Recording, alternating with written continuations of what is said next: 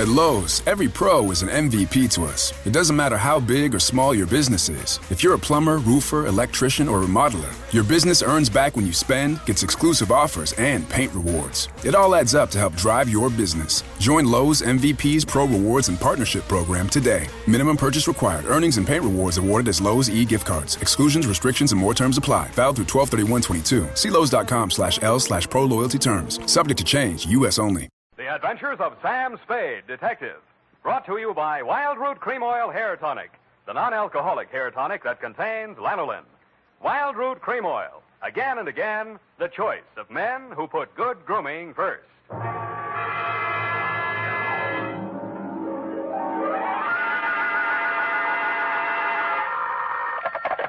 Spade Detective Agency. This is Mad Scientific Detective number 137596. Sam, no matter what anyone says, I'll stand by you. You're nothing of the sort. Not scientific? Of course not. You're two-fisted. Well, thanks, Effie. And that ain't all, Effie. I was actually mistaken for a convolutional melancholiac. Oh, Sam, are you all right now? Wrong diagnosis, Angel. It turned out to be melancholia catatonica. Oh, you poor darling. What is that? Well, it's a thing where you lie motionless and silent with fixed eyes and indifference to surroundings. Unquote. Sam, what happened to you? What hospital are you in? Can I bring you anything? No, Effie, I am now at large. Pull down the blinds, check the corridors for men in little white coats, and set a bottle in the window if the coast is clear. Oh. I'll be right down to dictate my report on the mad scientist caper.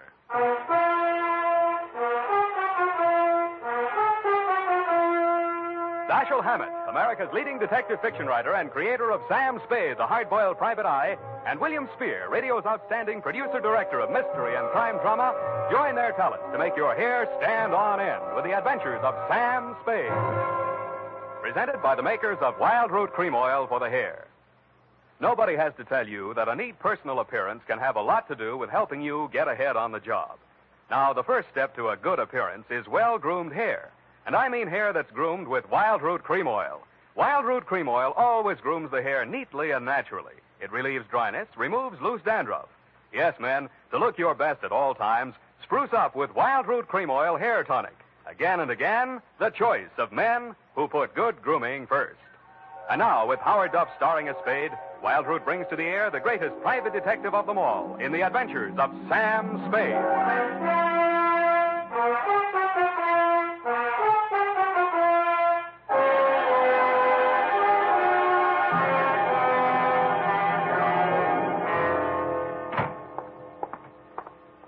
Effie!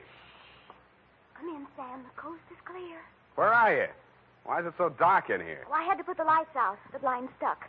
I couldn't get it down. The heat's off, Effie. Let there be light. Oh, I'm so glad. Now, let me look at you. Don't look at me like that and stop whispering. Oh, Sam. Did you get me all upset like that just for a joke? It's no joke, sweetheart. You really sick? Yeah, just sick of some of the types I made in this business. Oh, sad. Date, July 25, 1948, to Detective Lieutenant Dunne, Homicide Detail, San Francisco Police, from Samuel Spade, license number 137596. Subject, the mad scientist caper. I worry so. Dear Dunne, he looked like a mad scientist, and that's exactly what he was. His eyes had a wild gleam in them, his hair was a wild tangle, and he was wearing a wild assortment of clothing that looked as if they'd been slept in shifts. He leaned across the desk at me and said, "They have stolen my secret formula." "They have? Gee, that's too bad." Oh, you think I'm crazy? "I don't know yet. I just met you." My name is Raymond Fox. Does that mean anything to you? Raymond Fox. Yeah, I think it does, but I don't quite remember what. I invented the helioscope. Helioscope? No, that wasn't it. I also synthesized hydroxylamophotochronaton.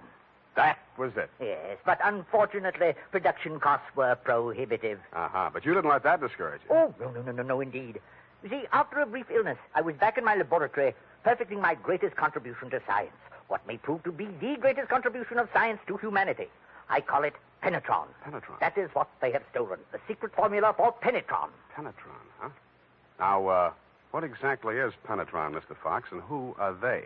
Well, penetron is a plastic with a molecular structure which repels atomic radiation more efficiently than lead, yet weighs less than aluminium. Oh, that. Do you realize the significance of this? Well, And imagine a motor no larger than a cigar box, with a power potential that even I don't believe, but they do. who's they? Grierson Enterprises. Now, how do I know this? When I applied to the patent office to protect my discovery, I received this letter. Here, go on, read it for yourself.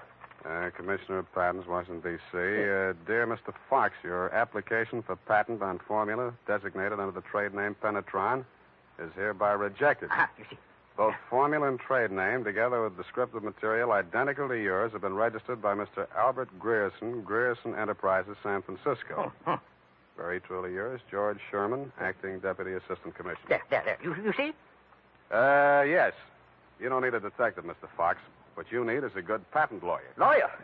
I have one. A legal ball of fire named Roscoe Manning. You know this scoundrel? Yeah? He's got an okay reputation. And I am paying for it. $3,000 in retainers. And now he tells me he can do nothing. Insufficient evidence, he says. What is this outfit, Grierson Enterprises? Yeah, a snare in a delusion with rented furniture, unscientific ventilation, and dirty work at the switchboard. Mm-hmm. How did they get hold of your formula? Well, it must have been while I was ill. They came and took it away. Out of your laboratory? Oh, well, what does it matter where? I've got to start someplace. Start with the man. I promise you he's a crook. If he steals from me, he's stolen from others. If we can prove that, then I'd have a case. Well, I can't promise you anything, Mr. Fox, but I'll see what I can do. Will $100 be enough for your retainer? Too much. 25 now, and the balance if I can do anything for you.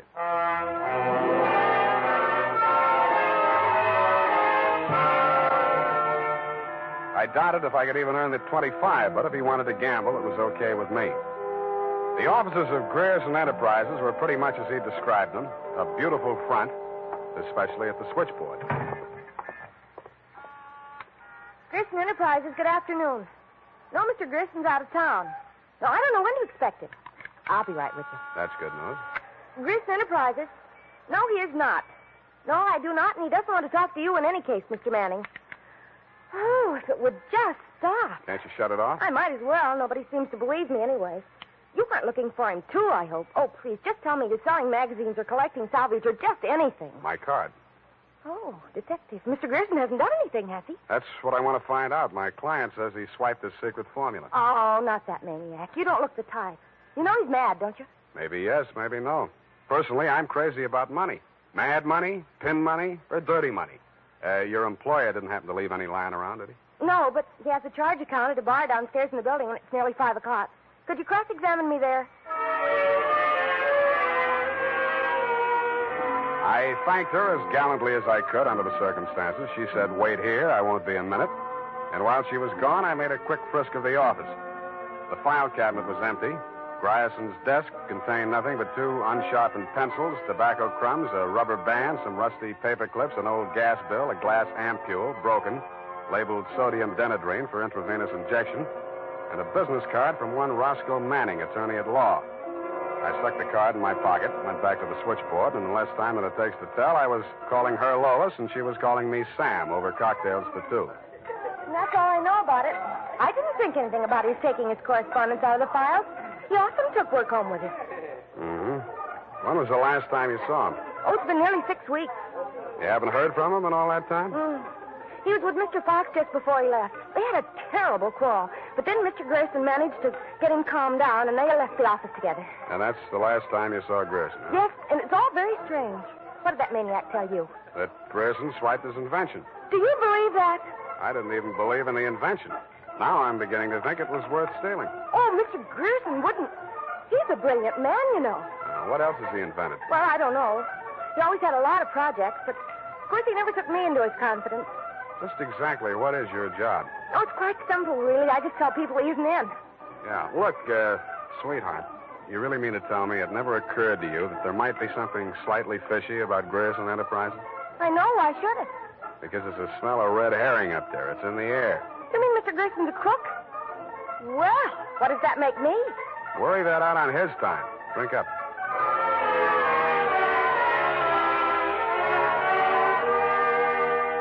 She looked as if she were telling the truth. Though with women, especially blue-eyed women, that doesn't always mean anything. If she had anything more to tell, she obviously wasn't ready yet to tell it. I asked her to come up and listen to my Herb Jeffries records. She said my apartment needed a woman's touch. I handed her a broom. She hit me on the head with it and left. And so to bed. Up the Times and phoned my client. He wasn't in. Then I phoned a guy I know who sometimes knows about things and asked him what sodium denadrine was.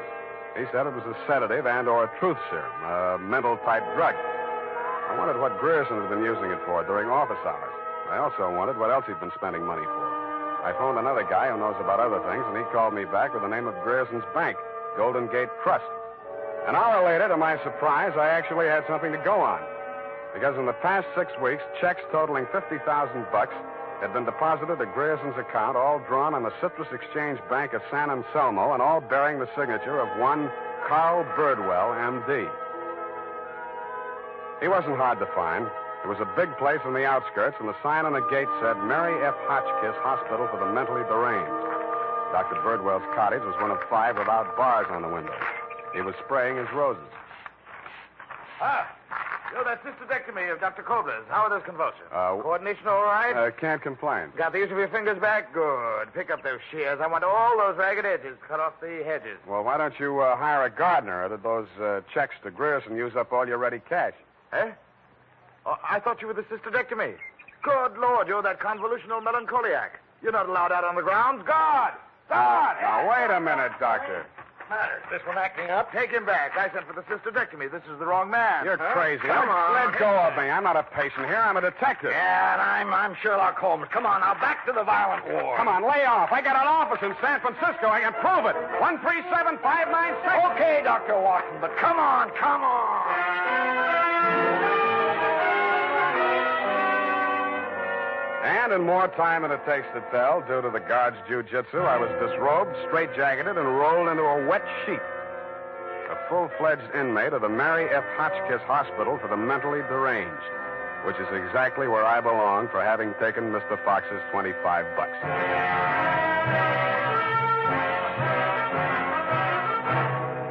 The makers of Wild Root Cream Oil are presenting the weekly Sunday adventure of Dashiell Hammett's famous private detective, Sam Spade.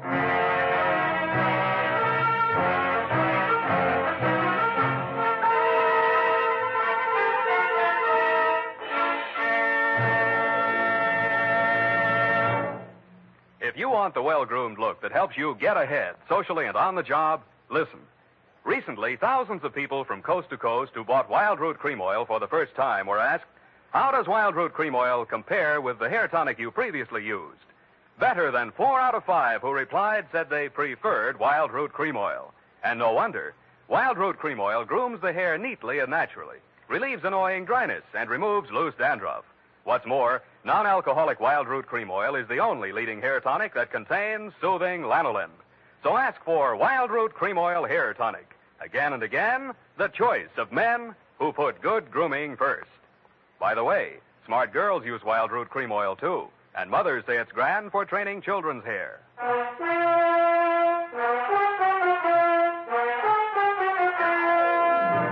And now, back to the Mad Scientist Caper. Tonight's adventure with Sam Spade.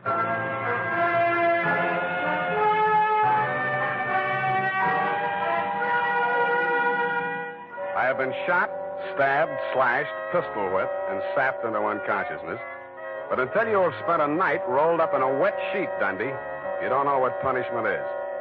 You feel hot and cold at the same time, too miserable to sleep, too exhausted to stay awake. And after 4 hours of it, you just give up and join the crazies pushing up the daisies. There's only one thing I can say in favor of the Mary F. Hotchkiss Hospital for the Mentally Deranged. They get the patients up early. By 6:30 in the a.m., I had been rolled out of the sheet. By 6:45, I had thawed out enough to be taken out of the straitjacket by an orderly. I was glad to be out of it because it was very heavy, and that gave me an idea. I picked it up and swung it. In less time than it takes to tell, I was in the orderly's uniform, out of the violent wing, and shuffling up the walk through Dr. Birdwell's rose garden and through his cottage door. Good morning, Dr. Birdwell. Good Lord, who let you in here? What do you want? I was trying to tell you yesterday when I was so rudely interrupted. Eh? Oh, yes, the detective. Did you say Grierson sent you? I didn't say that. I'm afraid you'll have to be absolutely specific or I can't help you. All right. My client is an inventor who claims that Mr. Grierson stole a formula from him, got a patent on it, and stands to profit to the tune of about $1 million. The last two items check. I don't know whether Grierson's a crook or not. He's into you for $50,000, so you might know. This inventor. Pale eyes, contracted pupils, big mop of hair. That's a fair description. Fox. Raymond Fox. He's a patient, escaped from this hospital. That man, Mr. Spade, is a homicidal maniac. If you'll jog your memory, you may recall the case. Sacramento, 1935. Wait a minute. Chemistry professor, lab explosion? That's the case. Two of his colleagues, whom he irrationally suspected of stealing the formula for the explosive he used to blow them up. You sure they didn't? The man was adjudged hopelessly insane. He must be returned to us. He may murder Grierson, he may murder you, but he will commit a murder if he remains at large. Perhaps more than one murder. You must help us, Spade. Like you, Doctor, I can't help unless you're absolutely specific about a couple of things. Your connection with Grierson, for instance. I invested in Grierson's firm. Uh-huh. How did Fox meet Grierson? He was allowed a certain degree of freedom here during his rational periods. I had guessed that he went through my papers or overheard one of my conversations with Mr. Grierson. Mm-hmm. Did you know he retained a lawyer? Huh? Manning, smart patent lawyer. You must think Fox has a case. Oh, surely not. Grierson thinks so, too. You've talked to Grierson? No, but I've examined his bank statements. The bank allowed that? I told him I was Grierson's attorney. The point is, Grierson is broke. Why? Because he's paid out every penny you gave him to the order of Roscoe Manning, attorney at law. And you know what I think, Doctor? Yes? I think Raymond Fox is crazy like a fox. And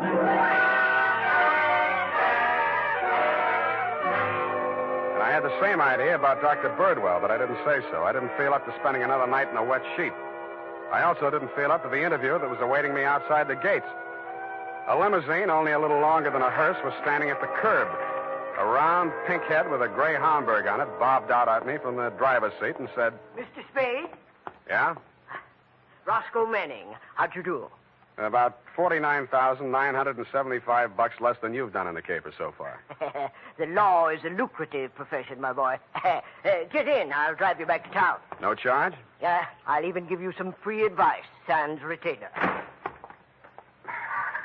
Well, sir, you are an elusive chap. I've had the devil's own time catching up with you. How did you? I won't ask why. I am not without resources. Now, as to our mutual client, Mr. Fox, obviously you've learned a good deal about him. Dr. Birdwell says he's cuckoo, and it's only a toss-up which one of us he's going to blow up first. Just about what you'd expect from a medical man. If you'd listened to as much conflicting medical testimony in court as I have, you'd take them all with a grain of salt. Or should I say soda mint? Or sodium denadrine? That's a mysterious remark. I was just trying it on for size. It didn't fit. Mm-hmm. Well, sir, here is my proposition. As to Fox's sanity, it's of no importance. He has money, and I think he has a case. We can always get a doctor to say he's back in his right mind. Where do I fit into your scheme? You just keep looking for Grierson. And watch that secretary of his. I don't trust her. Anything else? Oh, I almost forgot. Here's $500, and here's your ticket to Chicago.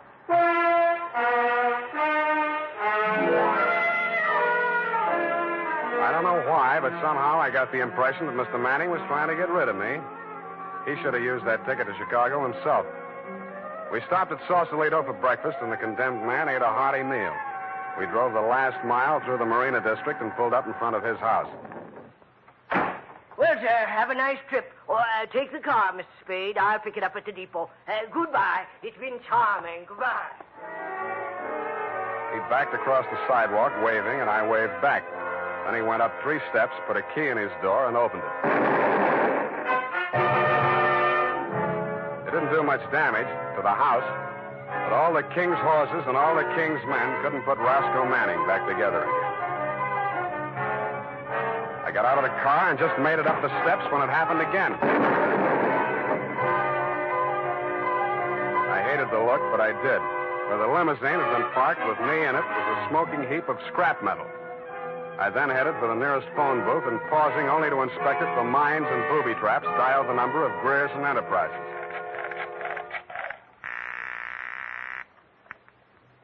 Grierson Enterprises. Lois, Sam Spade. Sam, darling, thank you for the present. What present? I haven't had a chance to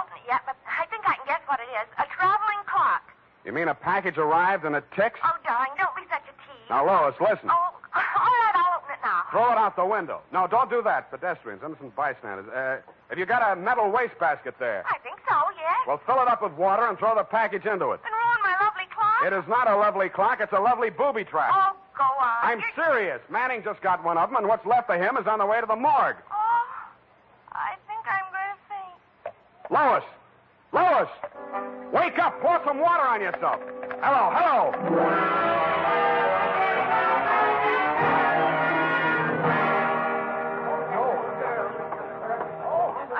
Let me through here. Come on, let me through. Lois. Oh, you're okay. Glad of that. All right, she's all right now, you people. Come on, get out of here. She's all right.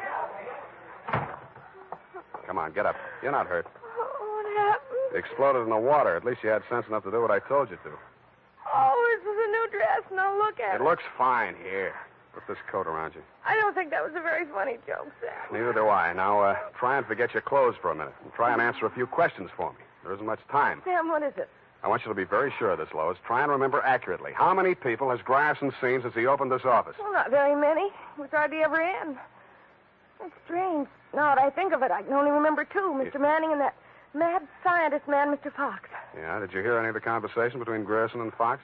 He just screamed at Mr. Grierson about how his invention had been stolen from him.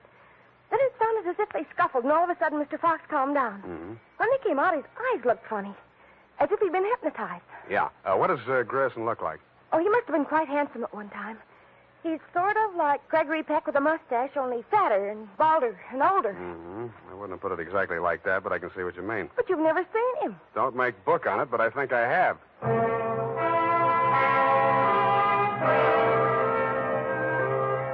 I made 3 phone calls. One to a crime reporter I don't like very well, giving him a false story on the death of Lois, Grierson's secretary. Another to my client, the mad scientist, alias Raymond Fox, and one to Dr. Birdwell. Then I went to my apartment and waited. My client arrived 5 minutes before the doctor. When Birdwell came in, my client said, Aha! That's he. He stole my secret formula. Oh, now, Raymond, you're getting confused again. Oh. I'm the doctor, don't you remember? That's not true. Your name is Grierson. Oh, he's much worse. His identification. Now, you must try to remember, Raymond. Nobody's going to hurt you. But you'll be much sicker if you don't remember. But I do remember. I remember everything. Do you remember setting the bombs at Manning's house and the one you sent to Mr. Grierson's office? No. Grierson isn't dead. You're Grierson. No, Grierson isn't dead. Only that poor girl. No. She didn't steal my formula. It was you. Oh, you're trying to mix me up. I'm trying to help you. Now, roll up your sleeve. I'll give you something to quiet your nerves, and we'll go back to the hospital. Put it away, Doctor. You've helped him enough. Huh? Now, look here. This man is my patient. He needs medical attention. I won't argue with you, but I think he'd better get it from some other doctor. Right now, he's making more sense than you are. Just keep on the way you're going, Spade, and I'll have you back in that wet sheet. I did it once, and I can do it again. Sit down. You got delusions of grandeur. Stop shaking, Raymond. I said you're making more sense than he is, and I can prove it. You think you're very astute, don't you? No, I'm stupid, but I'm lucky. I should have tumbled to the whole caper when I found that you'd invested 50,000 smackers in Grierson Enterprises. When I found out that Raymond was an escaped patient, I should have tumbled to what that Denadrine vial was doing in Grierson's desk. I should have known then that you and Grierson were one and the same person. I told you. When I discovered that you'd paid Manning all that shakedown money, I should have known you were planning to knock him off and everybody else who could identify you. But it didn't work out that way. I got out of the car before it blew up. Dumb luck. And you can identify me as Grierson? I don't have to. Oh, God. Surely you're not counting on Raymond's sanity to that extent. He can't even remember that I was his doctor. Can you, Raymond? You're trying to mix me up. You stole my formula. I didn't kill them, did I, Mr. Spade? Now, lie down on the couch and relax, Raymond. Don't worry about a thing. Well, Doctor, what now? You relax, too. Okay, Lois, come on in. What? Lois! Why, Mr. Grierson, have you been sick? How dare you? How dare you ruin all my plans like this? You stupid girl! Okay, that's enough. Come on, get back there. Get back. Sorry, sweetheart. I didn't mean to let him get that close to you. What were you trying to do? It was an experiment, just to see what would happen. It did. So that's the way you scientific detectives work. For a hard-boiled chap, you have the vaguest way of doing things I ever heard of. Well, plans are all right sometimes, Doctor, and sometimes just stirring things up is all right if you're tough enough to survive and keep your eyes open so you see what you want when it comes to the top or something. Spade, Dundee. I'm at home. I've got 2 homicidal characters here, one sane and one insane. Now, if you can tell the difference, I'll let you give the story to the papers.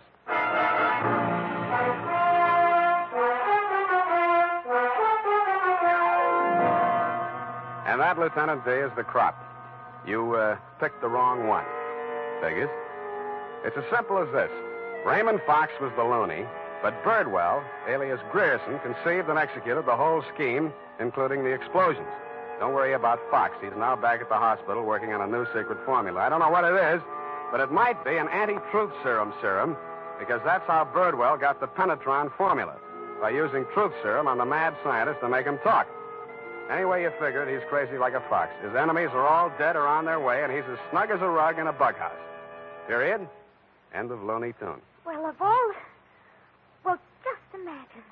Well, it takes all sorts to make a world, I guess. Well, I guess you never spoke a truer word, Effie, but don't forget a stitch in time saves 9. Don't feel too badly about it, Sam. Better late than never. You took the words right out of the horse's mouth, but it's later than you think, Angel. Type that up, Angel, and while you're at it, see if you can think up a way to teach an old dog new tricks.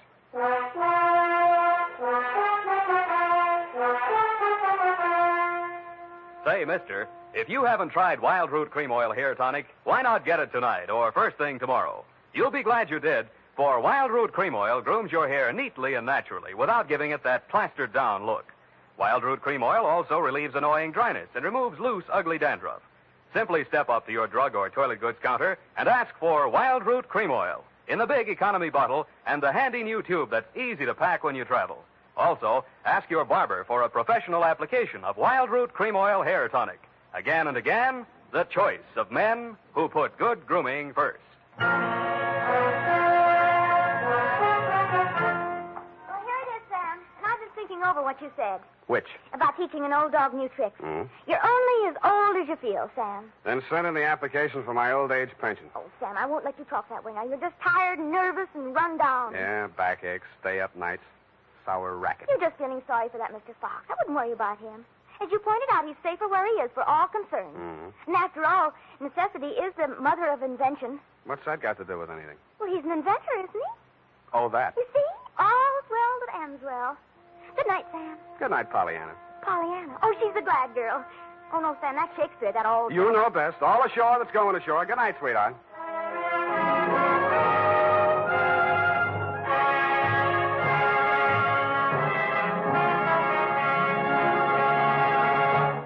The Adventures of Sam Spade, Dashiell Hammett's famous private detective, are produced and directed by William Spier. Sam Spade is played by Howard Duff. Lurene Tuttle is Effie. The Adventures of Sam Spade are written for radio by Bob Tallman and Gil Dowd, with musical direction by Lud Gluskin. Gil Dowd directed tonight's broadcast in William Spier's absence. Join us again next Sunday for another adventure with Sam Spade. Brought to you by Wild Root Cream Oil, again and again, the choice of men who put good grooming first. This is Dick Joy reminding you to... Get Wild Root Cream Oil, Charlie. It keeps your hair in trim.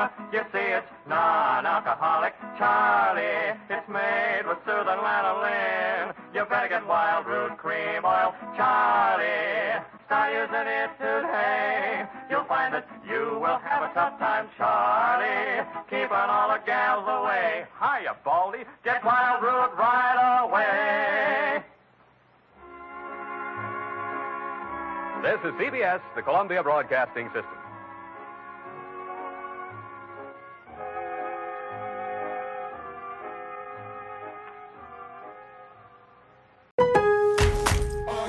At Lowe's, every pro is an MVP to us. It doesn't matter how big or small your business is. If you're a plumber, roofer, electrician, or remodeler, your business earns back when you spend, gets exclusive offers, and paint rewards. It all adds up to help drive your business. Join Lowe's MVP's Pro Rewards and Partnership Program today. Minimum purchase required. Earnings and paint rewards awarded as Lowe's e-gift cards. Exclusions, restrictions, and more terms apply. Valid through 12/31/22. See Lowe's.com/L/Pro Loyalty Terms. Subject to change. U.S. only.